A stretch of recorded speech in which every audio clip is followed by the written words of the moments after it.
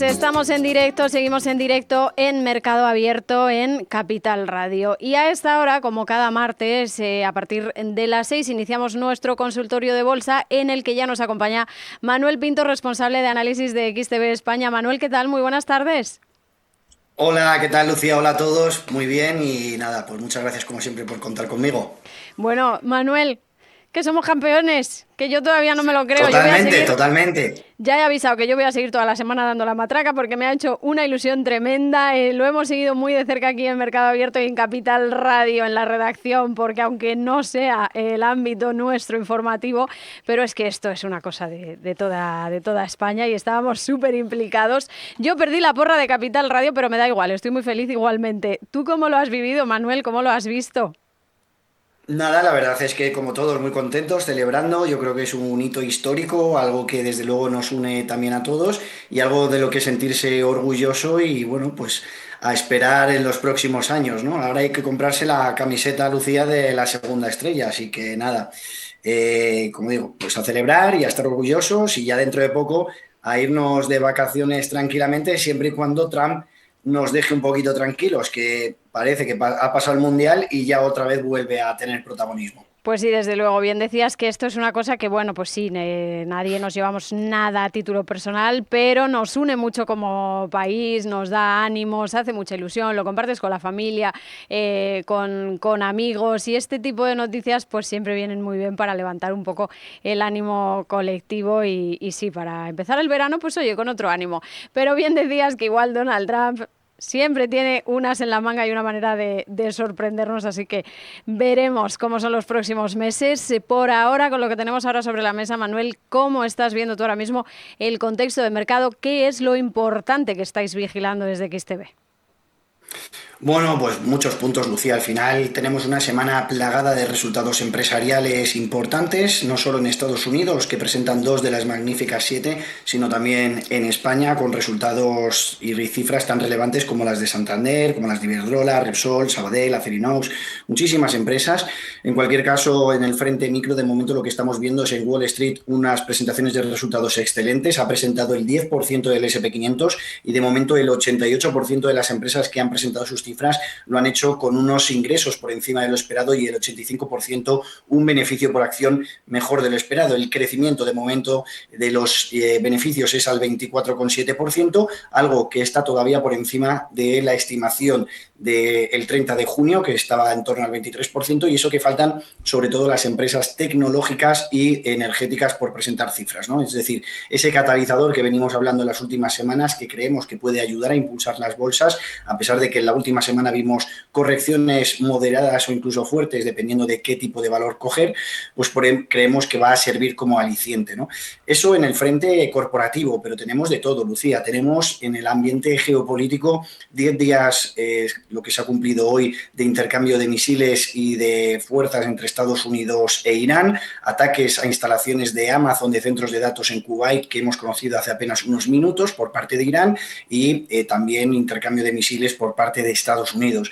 Y para nosotros una de los principales interrogantes del mercado es sobre el precio del petróleo, porque muchas veces decimos que el precio del barril no va a llegar a ascender por encima de los máximos alcanzados durante marzo y abril, porque no es una situación nueva, porque no va a pillar desprevenidos. Sin embargo, vemos que en su momento las herramientas que utilizamos y se utilizaron para absorber la escasez de suministro posiblemente no sean tan altas ahora. Hablamos, por ejemplo, de las reservas estratégicas. Estados Unidos está en mínimos de las últimas 4 décadas. Hablamos también de las alternativas a través de oleoductos de muchos de los países que o bien han sido atacados o bien ya están en su límite. Hablamos de la capacidad excedentaria de los países de la OPEP y hablamos de que en su momento la demanda de China fue uno de los principales factores que llevaron a que el precio del barril no subiese tanto, y ahora podría ser lo contrario. Pero sobre todo, Lucía, ponemos el foco en la capacidad de refino, porque una cosa es el precio del petróleo y otra cosa es la economía real, el combustible en nuestro día a día, combustible aviones, combustible en barcos, y esa capacidad de refino es la que realmente nos preocupa porque los ataques Ucrania en Rusia han llevado a una capacidad de refino de 1,5 millones de barriles menos diariamente. En Oriente Medio también la capacidad de refino se ha visto drásticamente infrautilizada debido a los ataques, y en Estados Unidos es que ya están al 97%. Si a eso le sumamos que en China también el gobierno ha dicho que no se utilizasen esas refinerías, pues estamos ante una situación que puede derivar en que el precio del combustible suba más, ¿no? Eso es en el frente geopolítico, a lo cual tenemos que sumar las últimas noticias sobre la guerra comercial. Y nos viene un poco, Lucía, a la mente enero 2025, momento DeepSeek. Y ahora lo comparamos momento Moonshot, ¿no? Es decir, en su momento salió DeepSeek para una aplicación que en su momento no había otras chinas, que fue una irrupción total. El Nasdaq bajó un 3% en una sola sesión y tardamos 3 semanas en llegar a estar en positivo, ¿no? Ahora hemos tenido pues ese avance de las aplicaciones chinas también a través de Moonshot, que es incluso parece mucho más eficiente económicamente, pero también más rápida y más eficiente en general que las propias de Cloud y de ChatGPT, y el Nasdaq también cayó con fuerza, ¿no? Veremos a ver si recupera en esa rapidez que vimos en enero del año pasado.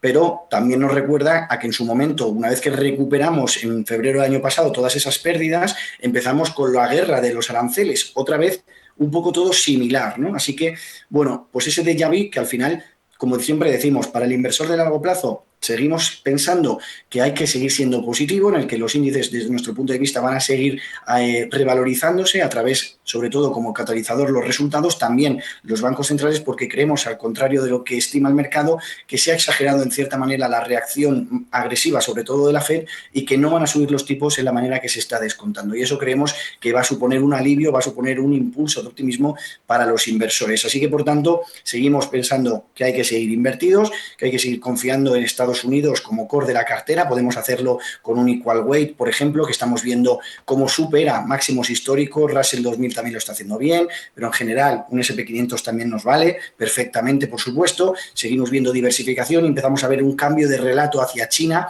Lo estamos viendo también con las casas de análisis que empiezan a sobreponderar la rotación de Corea hacia China, empresas de inteligencia artificial. Nosotros en XTB tenemos ETFs en los que se puede invertir en empresas tecnológicas que están avanzando tanto ahora en estos días. Alibaba, por ejemplo, con el lanzamiento también de un nuevo modelo de 2,4 billones de parámetros, ¿no?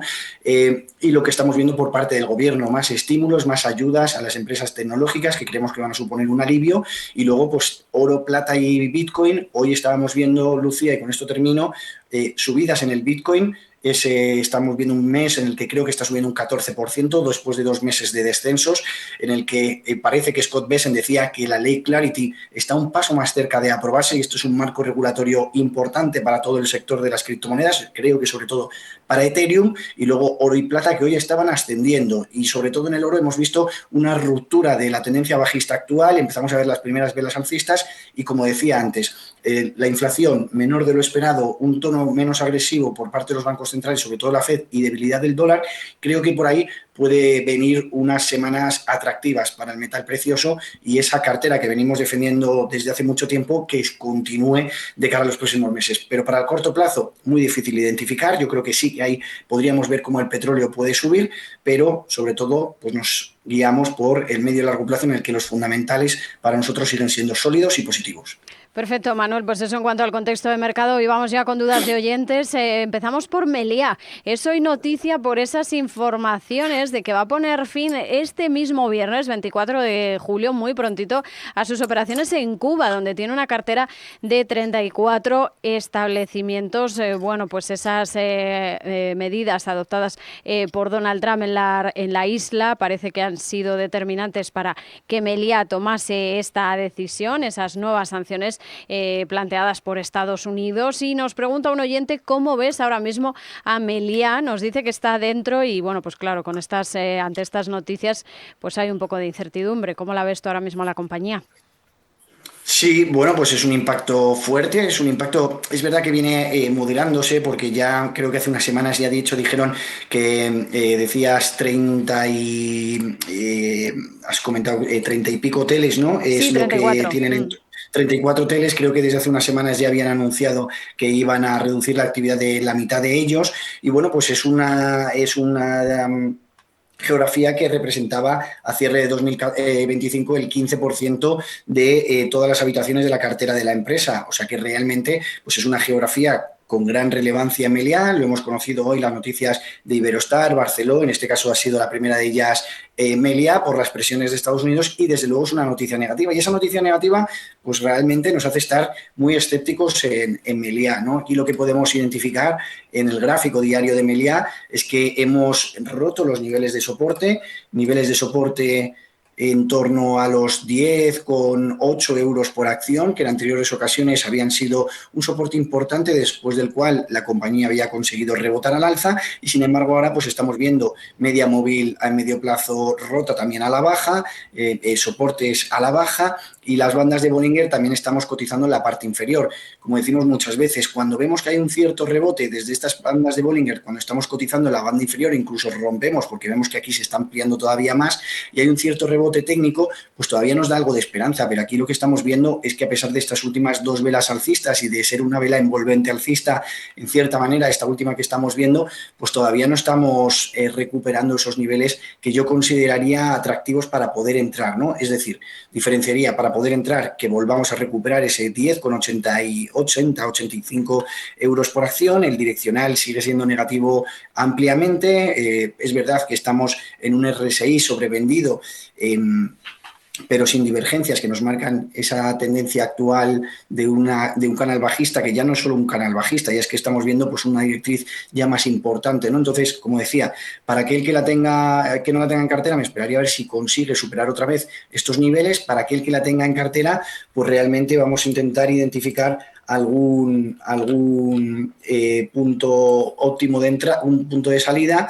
Podemos ver que estamos prácticamente en el retroceso de 38,2 y aquí nos iríamos, Lucía, en torno a los niveles de 9,6, que sería también más o menos niveles de soporte de la media móvil de largo plazo, y que por tanto pues podría ser un nivel a tener en cuenta, porque de aquí podemos ir bastante más abajo y nos podríamos incluso ir hasta los 8 euros por acción en el largo plazo, ¿no?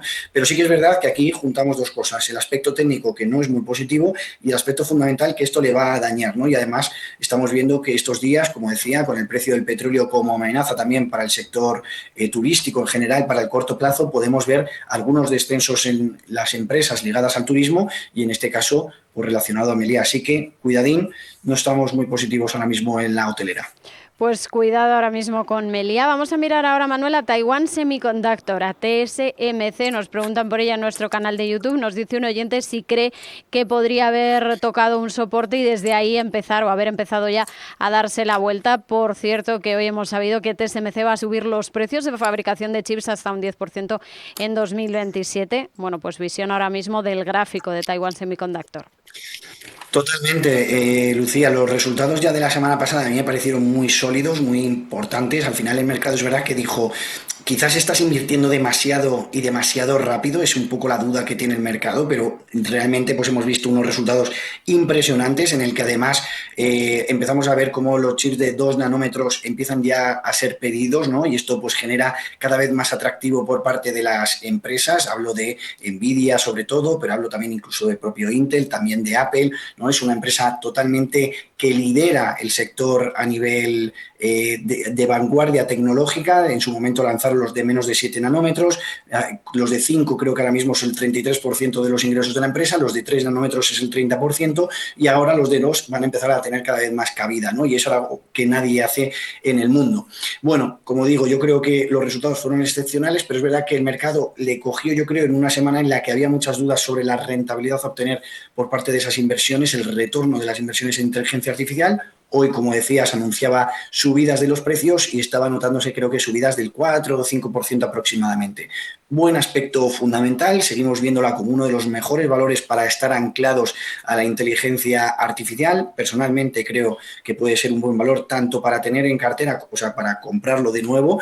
Y luego, pues a nivel técnico, pues también en cierta manera podemos ver algo de optimismo, ¿no? Porque estamos viendo ya aquí, después de tocar los máximos históricos en los $461, que empezaba a bajar, pero podemos identificar que este canal bajista es más que nada pues una bandera de continuidad de una tendencia alcista, en el que estamos viendo ya superar la media móvil de medio plazo, este rebote que echábamos en falta antes, como os decía, en la anterior empresa que hemos visto, que no estábamos viendo en Meliá. Aquí sí que lo estamos identificando y yo creo que de aquí, después de romper esta media móvil y con estas noticias, podemos empezar a romper la bandera y ya irnos a proyecciones alcistas hasta otra vez recuperar los máximos históricos. Para mí, buen valor para tener en cartera. Perfecto, pues eso para Taiwan Semiconductor. Vamos a mirar también, nos preguntan, tenemos varias dudas que nos han planteado sobre Acerinox. Nos han llamado preguntando por esta compañía y también nos preguntan por ella a través de nuestro canal de YouTube. En este caso nos decía un oyente que las tiene en cartera y qué perspectivas hay ahora mismo para Acerinox. ¿Qué nos dice el gráfico? Bueno, en Acerinox y en ArcelorMittal lo que hemos visto generalmente y a partir del 1 de julio en el que han salido una mayor regulación por parte de la Unión Europea para potenciar a las empresas principalmente acereras europeas, ¿no? Poniendo ciertos aranceles a la competencia procedente del exterior y sobre todo a ArcelorMittal yo creo que le viene mejor porque depende más en su producción de Europa que la propia Acerinox, que ha ido diversificando en los últimos años y que por ejemplo Estados Unidos es una región clave para sus resultados y los aranceles que vimos el año pasado y a ver lo que vemos en las próximas semanas, pues no le vinieron tan mal porque parte de su producción es en Estados Unidos, ¿no? Entonces, bueno, desde aquí yo creo que desde ese 1 de julio, a pesar de que estuviese ya descontado en cierta manera por el mercado, pero podemos identificar, fijaros que tocó el mínimo el 1 de julio y desde que se confirmaron estas medidas por parte de la Unión Europea, pues hemos visto ascensos en el valor y eso que veníamos después de romper una tendencia de mínimos y máximos crecientes que nos preocupaba, que ya lo hemos dicho en alguna ocasión, que cuidado que iba a romper los mínimos crecientes anteriores, la media móvil. Bueno, pues tocó el nivel de 38,2 de Fibonacci que habíamos dibujado en pantalla y otra vez ha conseguido recuperar y ya de aquí incluso podríamos estar pensando en posibilidad de hacer un triángulo que nos diese proyecciones alcistas continuadas, proyecciones alcistas y que una vez que rompamos estos niveles, que estamos ya en 16,5 euros, pues podemos irnos hacia algo más arriba, que vamos a verlo una vez que lo rompamos.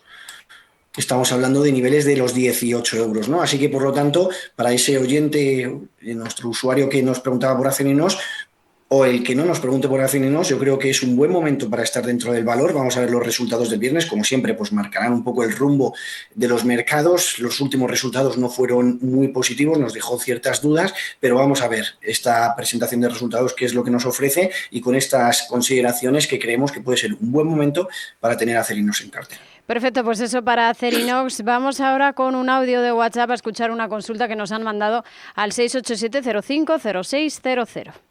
Hola, buenas tardes, enhorabuena por el programa. Soy Bernardo de Valladolid y le quería preguntar al analista cómo vería una entrada en Intel y una venta en Nvidia. Cambiar Nvidia por Intel. Gracias. Pues gracias a nuestro oyente por esa consulta. Cambiar, salir de Nvidia para entrar en Intel, Manuel. Bueno, vamos a ver los resultados. Esta semana presenta resultados Intel también. Sin lugar a dudas, pues van a ser muy importantes en el mercado.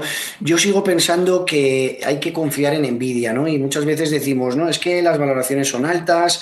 La teníamos por aquí Nvidia, pero bueno, ahora sí no la vuelvo a marcar. Las valoraciones son altas, está pues muy sobrecomprada. Yo creo que ya ha tenido demasiado recorrido y a nosotros nos sigue gustando, Lucía, nos sigue gustando Nvidia. Yo creo que sin lugar a dudas mantiene esa ventaja competitiva, mantiene unos márgenes en 85%, es una barbaridad, mantiene esa tendencia en la que sigue siendo la gran ganadora de esas grandes inversiones por parte del mercado. Para mí, desde mi punto de vista, siempre y cuando pues mantengamos una diversificación, porque yo creo que es importante, y nos decía el oyente, cambio Nvidia por Intel. Bueno, lo podemos hacer, pero yo confío en que también tenga otros valores y que también tenga otros sectores y que también esté diversificando porque puede ser importante. No sabemos quién va a ser el ganador final de toda esta carrera de inteligencia artificial. Hoy veíamos Alphabet, ¿no? La semana pasada fatal, Gemini parecía que iba a aplazarse el lanzamiento del nuevo modelo, ¿no? Y caía con fuerza. Esta semana, sin embargo, hay todo lo contrario, estamos viendo noticias sobre los nuevos chips que puede lanzar la compañía, que pueden ser mucho más, 6-8 veces más eficientes que los anteriores. Bueno, es que no llegamos a tener todas esas, cada día hay noticias diferentes, ¿no? Por eso siempre decimos que, por ejemplo, un ETF de semiconductores, un ETF tecnológico, pues para nosotros nos ayuda mucho más a diversificar riesgo, porque elegir al ganador final va a ser muy, muy complicado, ¿no? Pero bueno, en cualquier caso, yo diría, no cambiaría Nvidia por Intel. Lo que haría pues sería diversificar más. En cualquier caso, damos, si te parece, un poco la opinión a nivel técnico tanto de una como de otra, porque en el caso de Intel no tiene una figura tan, bueno, o medianamente positiva para hacernos cambiar a ser mucho más optimistas, ¿no? Ahora mismo pues hemos visto como con las últimas caídas ha roto sus niveles de soporte, que pudiésemos encontrar en torno a los 100 dólares por acción. Es verdad que aquí estamos consiguiendo rebotar al alza, lo que decíamos antes en Meliá que podría suceder. Bueno, pues aquí lo estamos viendo, como veis en pantalla, pues no ha habido grandes velas que han generado ese cambio de tendencia bajista, y lo que hemos visto, como decíamos antes, es que las bandas de Bollinger han supuesto pues este avance, ¿no? Y este avance que estamos viendo hacia otra vez la media móvil de medio plazo. Ruptura de esta directriz bajista, en cierta manera, pues es verdad que yo creo que con el avance que hemos visto en general estos días y hoy particularmente de los semiconductores, pues Intel lo está haciendo bien, pero bueno, realmente viendo el gráfico no tiene tan mala pinta, ¿vale? Como podíamos pensar al principio, pero digo, me seguiría quedando con Nvidia, ¿no? Aquí ya estamos viendo que está rompiendo al alza pues esta figura de bandera, ¿no? De más largo plazo. Estamos haciendo un pullback que muchas veces se convierte, después de romper al alza, se convierte en un nivel de soporte. Estamos por encima de la media móvil, estamos en un periodo de consolidación que yo creo que después podemos romper al alza hasta otra vez intentar alcanzar los máximos históricos. No va a depender mucho de las presentaciones de resultados de manera indirecta, porque cuanto más notifiquen las grandes Big Tech que se van a gastar en inteligencia artificial, pues más dinero va a ganar Nvidia, ¿no? Entonces va a ser muy dependiente de ello. Pero en cualquier caso, como digo, me sigue gustando más Nvidia que Intel. Genial. Vamos a mirar ahora, Manuel, a Novo Nordisk, que ha sido noticia hoy porque decía que iba a demandar a Eli Lilly por publicidad engañosa, por decir que sus fármacos eran mejores que los de Novo o más efectivos. También, pues desde hace unas semanas se venía hablando de si podía haber empezado ya su recuperación, darse la vuelta. ¿Qué ha hecho en estas últimas jornadas Novo Nordisk y cómo la ves ahora mismo? Pues mira, Lucía, la verdad es que hablábamos de ella incluso de manera positiva a finales del año pasado por el lanzamiento del fármaco contra la diabetes obesidad a través de pastillas, ¿no? Que no fuese un inyectable y que considerábamos que podría ser pues un cambio importante para la compañía. La compañía venía con cambios corporativos drásticos, ¿no? Con cambios del consejero delegado, con muchas dudas en cuanto a la gestión de la propia compañía. Eso yo creo que lo empezamos a ver el año pasado, fijaros, por estas fechas, no, un poco más adelante, en septiembre, octubre. Después empezamos a ver que fue a finales del año una recuperación. Fijaros toda la tendencia bajista que tiene, de mínimos y máximos decrecientes, y se rompe en cierta manera a finales de año al alza. Empezamos a ser mucho más positivos. Esto es una señal clara de compra desde mi punto de vista. Empezamos a ver señales más positivas. La píldora, como decimos, que empieza a ganar cada vez más terreno en el optimismo de los inversores. Otra vez volvimos a tener señales negativas, y luego pues toda la lucha que ha habido con empresas como esta de Hertz, ¿no? Y demás, que ante una emergencia nacional, porque en Estados Unidos, como se consideró la diabetes y obesidad como una emergencia nacional, y como estas compañías, Eli Lilly, pero principalmente Novo Nordisk, no podían producir más fármacos contra la diabetes y obesidad, pues dejaron que otras compañías pudiesen optar a ellas, ¿no? Esto parece que poco a poco han ido aumentando la productividad y por tanto ya no se considera emergencia nacional, y entonces ya tienen Eli Lilly y Novo Nordisk la principal cuota de mercado de Estados Unidos, y eso es lo que yo creo que se empezó a reflejar ya también a partir del mes de marzo. En cualquier caso, ahora lo que estamos viendo es una ruptura al alza de la media móvil de largo plazo. Podríamos empezar a ver todavía algo más de sentido positivo si rompemos la media móvil de medio plazo, esa golden cross que se denomina de medio plazo a largo plazo, y si empezamos a ver pues que esta noticia que hemos conocido hoy de la denuncia sobre el Lilly tiene cierto sentido y le puede venir bien desde luego a sus resultados. Ahora mismo yo me mantendría al margen para los nuevos inversores, pero creo que marcar una orden de compra por encima de los 300 Si nos vamos a la acción en Dinamarca, ¿no? 340, 350, creo que puede ser un buen nivel. Y para aquellos que lo tengan en cartera, pues esperaría. Yo creo que de aquí pues puede reflotar al alza. Perfecto, y vamos a mirar, nos queda poco más de un minuto, Manuel, pero rápidamente echarle un vistazo a PepsiCo para entrar. ¿Se puede plantear ahora mismo una posible entrada en PepsiCo? Pues vamos a ello y vamos rápidamente a mirar porque ahora mismo pues, está cotizando niveles de soporte claves.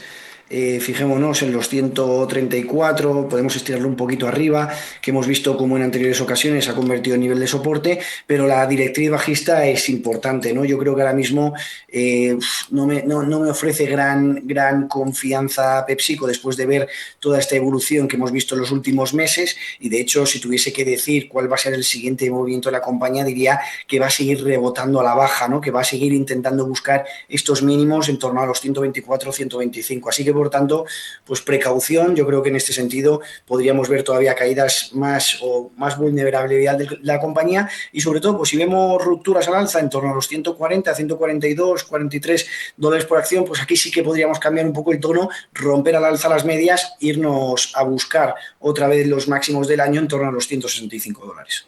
Perfecto, pues eso para PepsiCo, sobre esa duda de si se podría plantear ahora mismo una entrada en la compañía. Manuel Pinto, responsable de análisis de XTB España, muchísimas gracias como siempre por haber estado en Mercado Abierto y que pases muy buena tarde y muy buena semana. Igualmente, buena semana a todos, un placer.